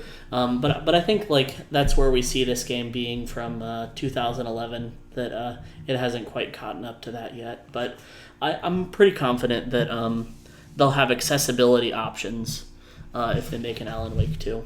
Yeah. Well, and even hearing the Control thing you said, so it seems like they've grown in that the combat. This combat, I don't feel like probably felt satisfying back then or now. Right. Whereas Controls does. But then also they have options to make it easier if you want that, or different things. So it seems like they know what they're good at, and the things that they were less good at, they've grown at, but have also given possibility for whoever, which is cool. Because, I think they would say that themselves, is that story is probably king for them. And so, making an accessibility option so more people can play Control, probably a good call. But also, hey, we're going to get better at making gameplay, and we did that. That's cool too. And I think having the option really kind of blends the two audiences together of like, I'm here for a great story and I'm here for a challenge. And I think that's great. Yeah, totally. Mello on Twitter wrote in and said it's a great game overall. I loved it. So awesome. That's perfect. I joke with you, Mello. Robert on Twitter says, I like it a lot. However, I'm a bit disappointed in the remaster. Can't help feeling some improvements to animations and particle effects would have helped. So I agree with that. I read a recent release by Remedy. People were talking about how ray tracing in the game would have been amazing, especially with like Alan's like flashlight particles and like how those could have been more dynamic. Remedy actually said that they were using those resources to like work on other projects at this time, and they wanted to leave the game like mostly as intact as possible. And as for other graphics, like I've heard some people don't like his new face, things like that. I can't really speak to that, unfortunately. Yeah. Huh. Okay. Good to know, though, either way, I feel like for us. Last up, I've got Daniel on Twitter who says, I'm not done yet on Chapter 3. I will say this. If you care about Control and or Quantum Break, I definitely say play this or the original one. So he's playing the remaster. In fact, I'd say it's close to a necessity. But again, for people that hate shooters on console, who are mostly me, wait for a sale on PC. So I think didn't love the controls, I think, for console for this game, and would have preferred to play it on PC. I think they wrote something like that. I think maybe that's pretty general of like just shooters in general. And like people, like once you go to like keyboard and mouse, you don't go back kind of thing. I could see that. That makes sense. Mouse allows for much more precision, things like that. That's fair. I could see that. But I think that endorsement also, though, of if you want the other Remedy, yes, play this, and fully agree there. Yeah. Cool. I would say that we have gotten all of the Alan Wake we can get out of this. Yeah, that is Alan Wake. If you've got thoughts on this game that haven't come up, reach out. I'd love to keep talking about this game. I'm interested in this universe. Yeah, Morgan, thank you for coming on. I'm glad we got to talk about this. Yeah, you're welcome. You guys can find me on Twitter at ProbstMorgan, ProbstMorgan. And remember, folks, it's not a lake, it's an ocean. Yeah, and if you want to talk to us, you can go on Twitter at StoryEverPod. Our website's thegreateststoryeverplayed.com. That has a whole backlog of other games that we've covered that are like this, where it's one game per episode, and we just deep dive like this. If you'd like to support the podcast financially, you can do that at patreon.com/thegreateststoryeverplayed. There, you for as little as $1 per month, that will give you access to bonus episodes we do that are about video games or not. So we did stuff like our favorite games from childhood, or The Mandalorian Season 1, or our favorite Pokemon. So, if any of that sounds like something you'd want, check that out. If you'd want to rate and review us on iTunes or wherever you get your podcast, that would be super helpful, just helping get the word out to, share in games like this with more people. I think that's something that I really like about this is I like enjoying these games, but I like sharing them with others, and it's fun getting to hear what other people think about stuff. So, yeah, we'd super appreciate that. And, yeah, that is the episode, and we'll see you next time.